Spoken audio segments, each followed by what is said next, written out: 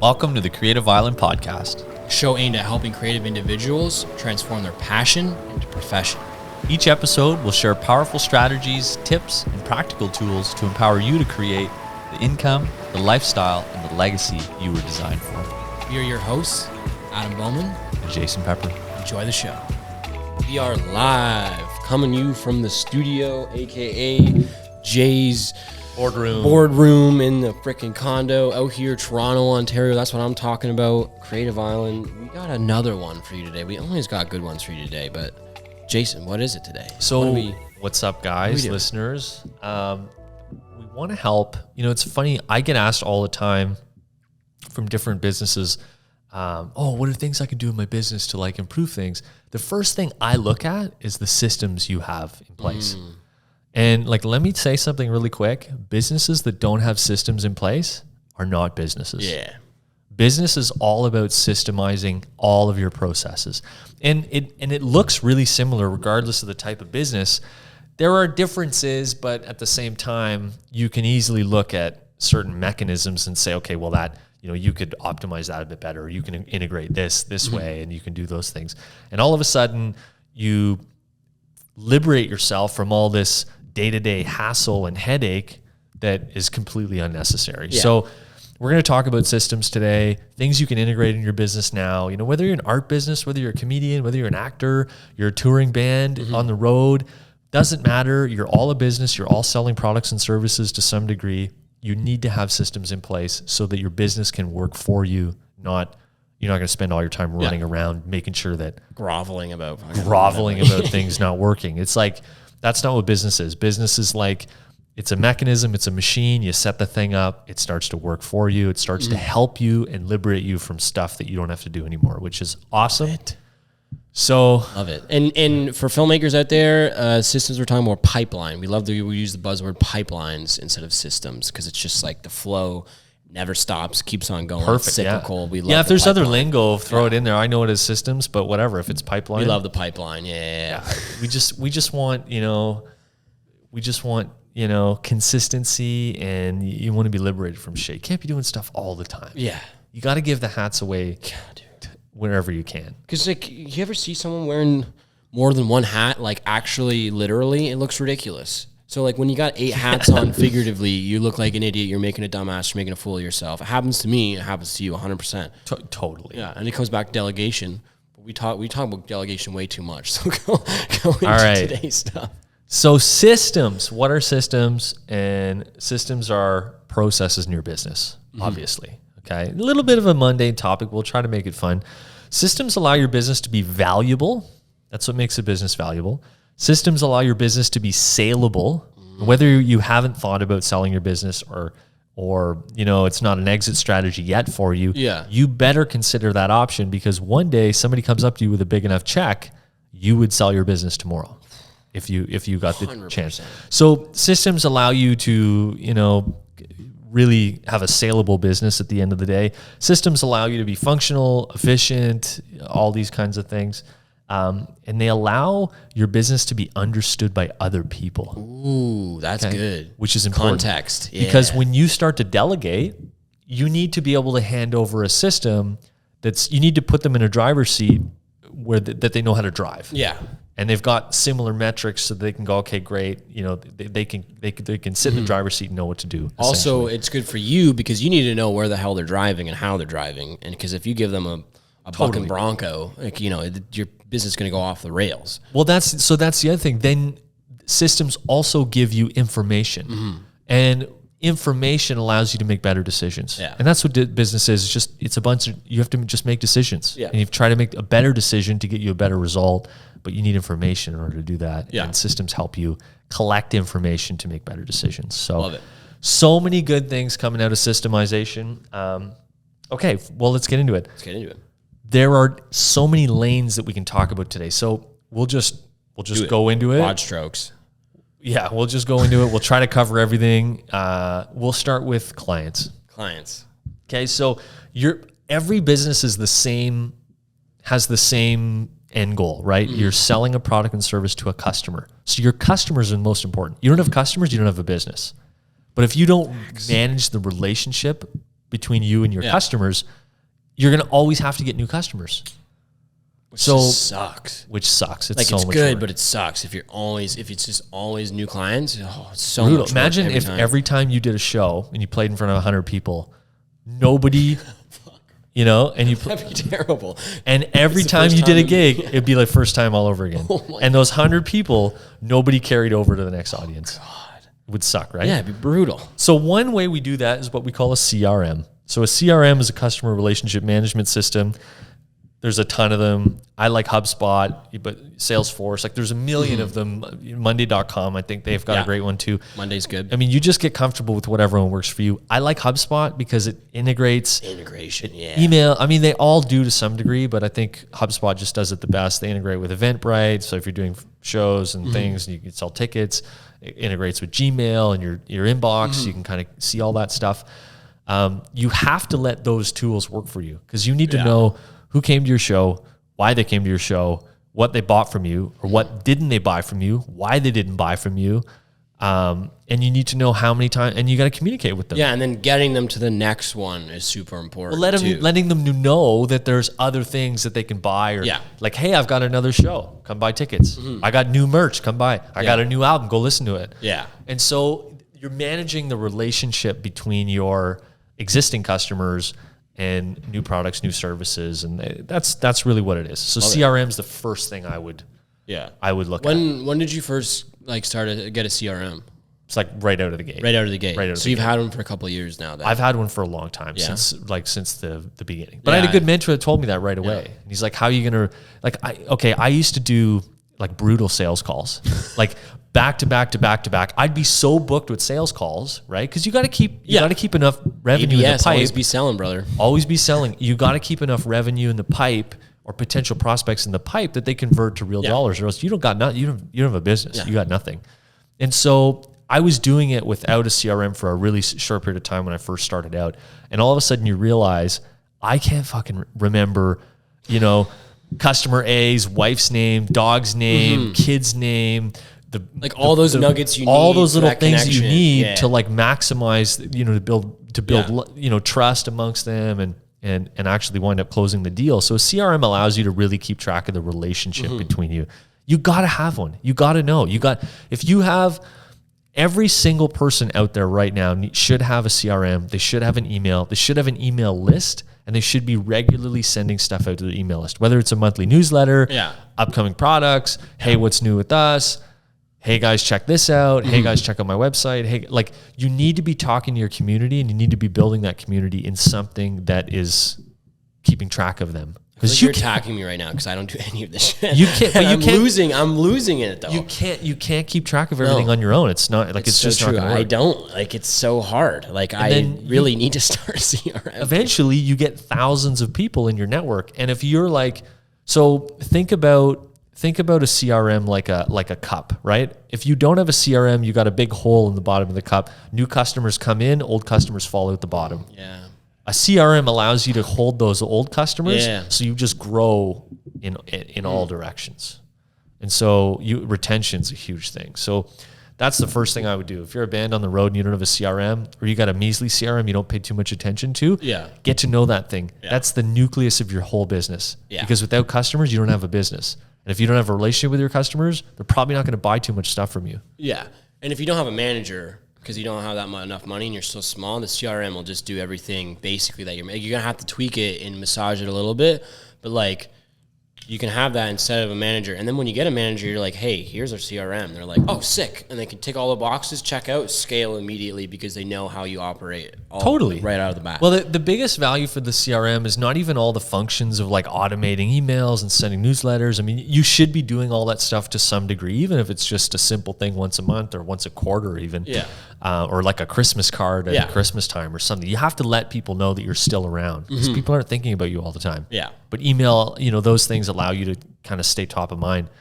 But then you also want to do it in a system and in a platform that when you do decide to grow beyond your team or yourself or whatever your situation is, that you can put someone in the driver's seat, they know how to drive the vehicle, and they can do it for you. Mint. Bingo. Yeah. So that's one. It's very easy too. Like it's like, I mean, I know I'm saying it's easy, but I don't have one. But like, I definitely need one because like, as you're saying that, I'm thinking about like, man, if I had a newsletter and I would just go to clients, even if they don't even look at it, they just know that I'm targeting them. So they're thinking about it. Even if they don't look at it, they're like, oh, what is this email? Oh yeah, totally. I have a project coming up. Oh yeah, this kid, yeah, and then boom, and then it's like done. And I feel like I definitely have that analogy made where it's just like, water in, water out, where it should just be retaining as much water as you can. You got to plug the holes so that you keep everything that you take in. Yeah. You don't want to lose any of it because then you got to go find new customers, right? Yeah.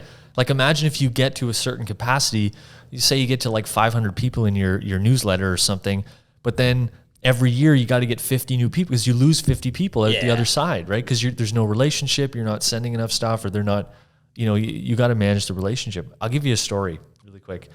One of the artists that I manage, I've been following up with someone, like a relationship that would be really valuable to us. And so we started following up with this guy, a year ago or something like that. I started sending emails, right? Yeah. Hey, how's it going? Hey, how's it going? And I knew he was looking at them because the CRM tells you that information. Oh, okay, yeah, you can see when people open them. You can see like the guy opened the email 8 times, right? You email him again, and you're like, I know you're checking the emails out. Why aren't you responding? But I'm relentless, and you have to be relentless. You have to follow up to death. Like if you're not dead, you're going to keep getting emails from me. Love that. And if I don't, you know what I mean? Like follow up to death. That's how it goes. I'm rating you with all this shit. Yeah, I love that. Anyway, long story short, that just paid off last week because that guy finally called me and I got on the phone with him. We were talking after the podcast, before the podcast. I made a really impressionable phone call because that guy was like, dude, you did not stop with the emails. Like I had to find out who the hell was sending me all these friggin' emails. But then by the time I got him on the phone, we had a really impressionable conversation. Yeah.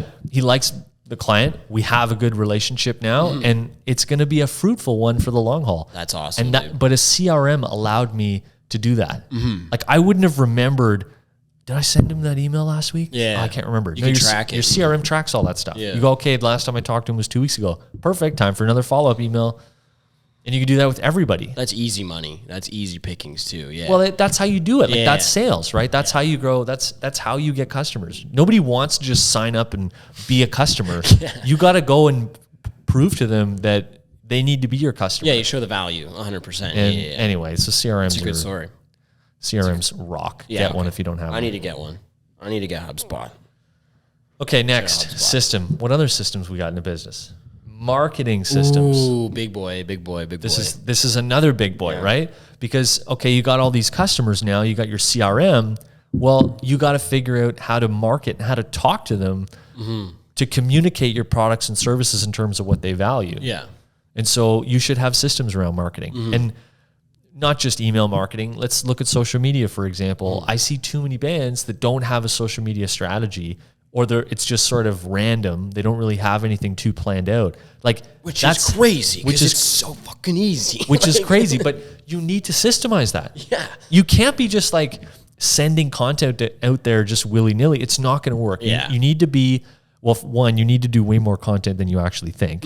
That's one thing I talk to people all the time about. Yeah. They're like, well, I'm putting a bunch of stuff out. It's not enough. Yeah. Like you're not even half of what you need to be doing. And they're like, but I don't have time. No, you do. You just don't have systems in place so that you can achieve that content goal. So true. Yeah. Like we do content, once a month? Yeah. Once a month. We get together and we're like, We're like 3 hours. Adam and I go, okay. 4 hours, yeah. Perfect. We do a whole month worth of content in one shot because we have a system here. Yeah, and each one I cut just to give it inside scoop. I try to get at least 10 reels from each podcast so that we have 10 solid days. We can post double a day sometimes, and then just what you're saying. We have the system, and sometimes when the system fails, I'm like, fuck, I bottlenecked. I can't get these clips out. It hits us because we build up all this energy momentum, and the algorithm's serving that momentum. And then it's like we miss a day or two and it kind of dips back down again. So you need, like you're saying, you need that consistency. You need that system. So now we're in a better system where we're small. Obviously, our viewership is in Portugal. So it doesn't it's weird beyond us. But we noticed that our reels started picking up a lot more traction, and that, that marketing boom, over to YouTube, over to Spotify, over to Apple, and they're listening to the whole podcast now, which is great. Like I have some friends that I didn't even know listen to the podcast. Like, man, podcast is great. Like I'm learning a lot. I'm like, no way you're listening to it. That's sick. And that's all. A lot of it's from the marketing. Like if we didn't do the reels, man, it wouldn't be worth it at all. Totally. You know but we have a little bit of a strategy and we have a system.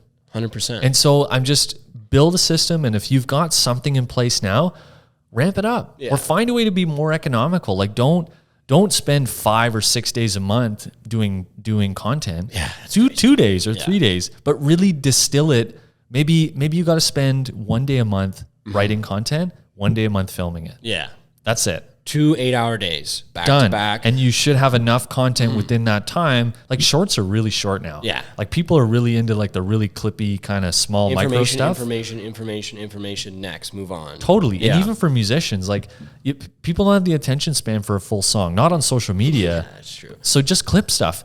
You could probably play 8 songs in a row, clip it up and get a week's worth of or whatever, right? So, systemize that as much as you can because it's in your best interest to do that. Yeah, totally. And then, like we just said with the CRM, there's a bunch of things you can use that are like systems that are already in place where you can use like for marketing. You can use Hootsuite. Yeah, Hootsuite. There's a whole bunch of them. Yeah, like that. and like basically, you do the 2 days, and then the third day you do like a half day where you literally edit all the content and then put it up on your Hootsuite, and you don't even have to think about it for the rest of the month. You can just like think of new ideas for next month. Forget it. Because you wake up, oh yeah, I posted 2 things without even doing anything because Hootsuite automatically bumped it. And you can have, Instagram, TikTok, YouTube Shorts, all of them plugged into one model, and you're just laughing. You're just chilling. It's passive after that. Yeah, Hootsuite's great. Like you got to remember, content is not something you want to drive a ton of time into.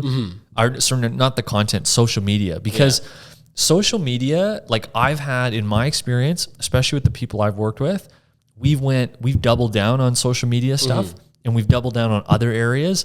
I get way more results out of the other areas that take way less time and way less energy. So social media is important and you have to have a presence in it, but it's not anywhere near as effective as some of the other things that we're doing and some of the other, like picking up the phone and calling referral partners, calling other people. Like we have systems around that too. We'll talk about that in a second.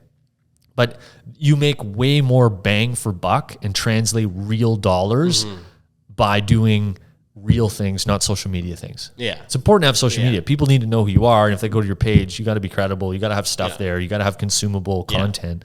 And you might, and you'll win a ton of people from that. No question. However, the more leverage opportunities are out there, and the algorithms just aren't what they used to be. Yeah. And it's just like, you're not like social media. You're not supposed to win. Like it wants to serve the people with millions of followers. Like, and like us, we're not like our goal is not like our intention behind the reels is not to get 1 million followers and all this shit. Like a long goal, yes, but it's not going to come just from social media. It's going to come from our events that we're going to have in the summertime. It's going to come from boots on the ground mentality, face-to-face interactions. What can we do to you to help your business? Why is your business lacking? Why aren't you making money? Boom, boom, boom, boom. That builds a lot more than just us two talking every day or like, the once a month sort of thing. You know what I mean? Like you have to be like, to your point, to be proactive and do more than you think you need to do. Yeah. And just be smart about it. Like, one system that we have with one client is like every week we have to find 5 or 6 platforms to speak on. Like, no matter how many phone calls, like if we have to make 30 phone calls to get our 5 spots or whatever, like that's what it takes. That's a system. That's great. We get way more leverage from that than if we spent the same amount of time doing content for social media. Yeah. Totally.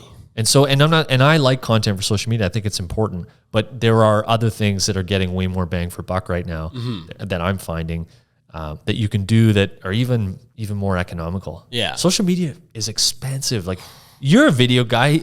Adam knows, like that's $7,000 sitting right there, brother. Yeah, but the cameras, someone's got to pay for all that stuff, right? And like you want the fancy lights, and you want all the fancy clippings, and the audio interface. Like it gets expensive fast, but it's for a reason now. Yeah, and if you're not generating a ton of money directly from social media, that's gonna sting. Yeah, it does sting. Yeah, and it's it's all about impressions too. At the end of the day, like that one thing you said, the rule of 7. it comes into play a lot. Like if you're half-assing content, you're not going to get repeat impressions. Like new impressions are great and you want those, but you need to get them back again. And then social media is not the only mechanism that can drive that, you know? Yeah, totally. Okay, so that was marketing, and there's a ton of systems in there. Yeah. We can talk for days about marketing. Yeah. Because music is a marketing business. Art is marketing. Financial systems. Okay. So you got to systemize. This is the other thing I find. Most artists have no systems and even understand how to put systems around money. And let me tell you what I mean by systems about money. So listen carefully. Take some notes, you guys who are listening.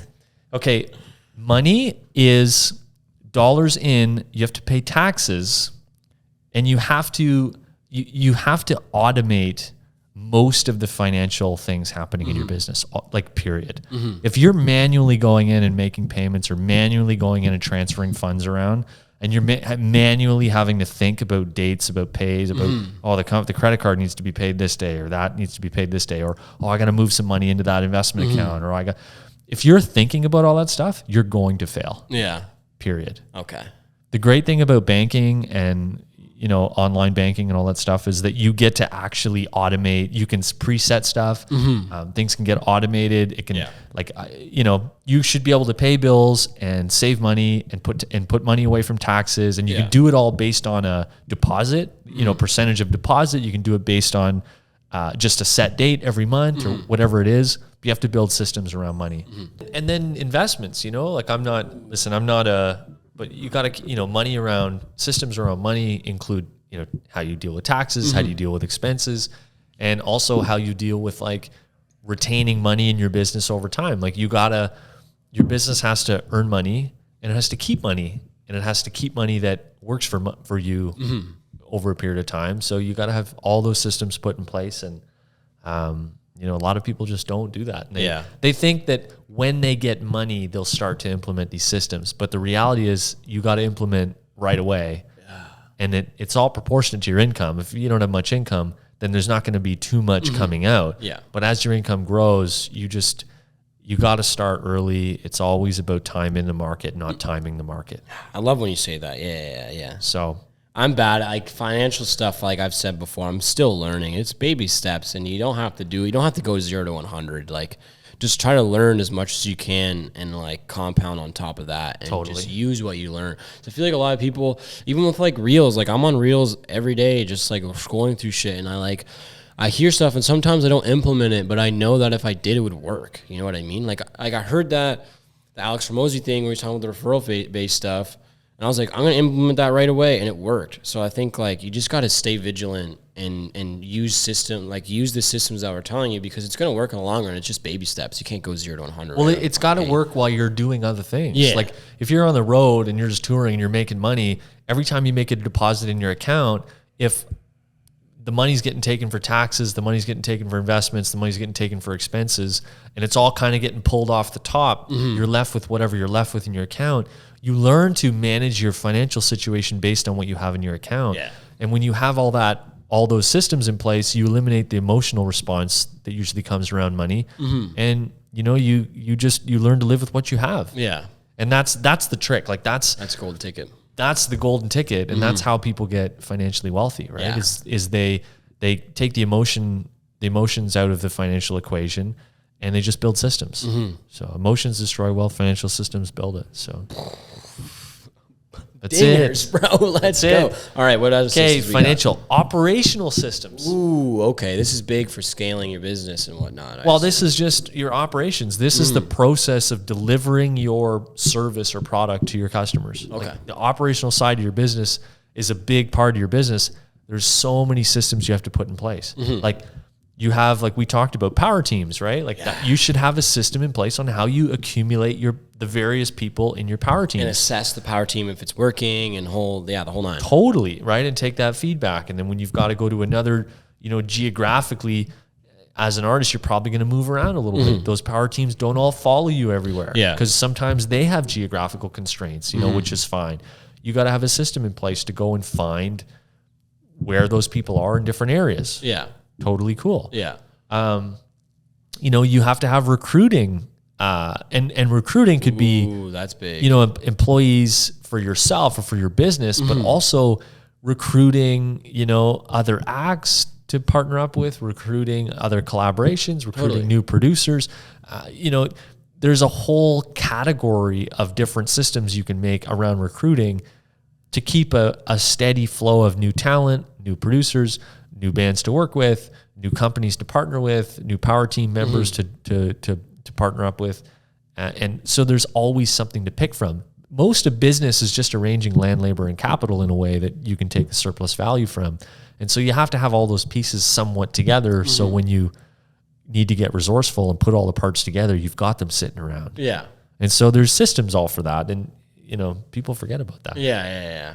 I mean, I don't have much on that because we're 2000 Studio is really small. So we're building though, but it's definitely something to think about and consider 100% when you do want to take the next step and just like figure it out in the long run. Like you got to have operational systems 100%. Well, I want to give people, like, whether you're at that level or not, it doesn't matter. I want to give people the understanding in a high enough resolution so they can understand what the next step is. Okay. You always have to be 10 steps ahead, right? You always kind of have to be thinking, okay, where are we going from here? Yeah.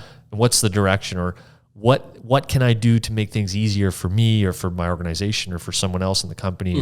What other systems can I, implement to just clean up the books, to make things a little more efficient, to make things a little more functional, And so that's operational. There's a lot of different categories within that, but that varies from business to business, pretty widely. Yeah. And then, lastly, administrative systems, like, if you're the books, but not just the books, like we're talking the legal side of things, right? Yeah. We're talking about travel, green cards, visas, the nitty gritty that allows you to. There's a lot of paperwork and red tape that has to be dealt with all the time. And I know a lot of groups that would use freelancers that deal with other groups. And there are those wonderful people in the marketplace, you know who you are, that go around and just go clean the books up for these people, right? That go and make sure that bands have visas and guys have what they need and they're allowed to cross borders. Yeah, that support system. Yeah. Yeah, totally. And you got to have systems around how you find those people and how those people operate for you specifically, because every band's different. The needs are all different. So the capacity is all different. So you want to make sure you're aware of what the mechanism looks like and how that system gets built. Love that. Makes total sense. And if this all makes your head spin, just get a manager who'll do it for you. Yeah, but like start small. Like we said, like I like going back to power teams. Like I got an accountant, saved my life. Not saved my life, but like, man, made it so much easier. And like you start thinking, like once you start playing the game, you start realizing that it is kind of a game, and like you got to play the game as you would like Grand Theft Auto or whatever. Like you got to build the systems you can't just like, when you get into it, you have the naivety of like, I'm going to conquer the world, just me on my own. It's like, you're not going to do it on your own. There's no way. Like people who have done it under their image alone have a humongous team behind them and systems in place to allow them to do it. Like look at Elon. He's got like 10 businesses that are all different systems that work independently or work together. And he's like, he's killing it. I mean, questionable stuff, but look at any fairly successful, act, like whether you're a musician, a comedian, an actor, whatever, take any one of them. And they're the face of the brand, but you pull back the curtain, they're huge organizations making that all a reality. And of course it's been cumulative over the years. They've, more revenue, more parts, more money. Naturally you want to start delegating more things so you can focus just on the, you know what I mean? Like I'm sure Mark Wahlberg's not worrying about if he's got the right visa to go work in Australia or something like that. He's got teams of people in an office somewhere that they're taking care of that for him, because now he's at the point financially that he can do that, right? But it's all cumulative and you'll get there eventually, but you just have to understand how those systems can help you. And power teams, all those wonderful things that we talk about are all critical if you want to take it to the next level. So to park this car, just go over the systems just in a nutshell. Let's do a little summarization for people as we land this plane. Sure, let's land the plane. So if you don't have systems in your business, you don't have a business. So sit down, write them all out. You want to make your business valuable. And if it's valuable, it's saleable. And you may not want to sell your company today or tomorrow, but hey, if somebody comes up to you with a big fat check, you're probably not going to say no. Yeah. Right? I know I'm not. You want to make things efficient and functional. Don't struggle. There's so many assets now with technology. There's so many things you can do at home that produce the same results as a team of 15 people 20 years ago. Totally. It's so easy now. There's so much power at your fingertips, especially just from your mobile phone and the apps we have now. So, use it to your advantage. It's there for you. And make sure anything that you do is eventually transferable, or that someone else can get in the car and drive it so that you don't have to. Yeah. And that's all systems allow you to do, right? Love it. Systems. That's this episode for Creative Island. Thank you so much. As you'll be hearing this, I'll be out east on a nice little vacation. So I hope future Adam is enjoying his vacation. We'll see. I'll probably be working a lot and that's one thing I have to work on, is like removing myself from the business side of things and being able to like not work, but I don't know if I'm going to be very good at it. So we'll see. Ciao, guys. If you enjoyed today's episode, please leave us a review. And if you'd like to be notified of more episodes, please be sure to follow the Creative Island podcast now. Want access to exclusive content, our community newsletter, live events, and so much more? Visit creativeisland.online today to join the Creative Island community. See you at the top.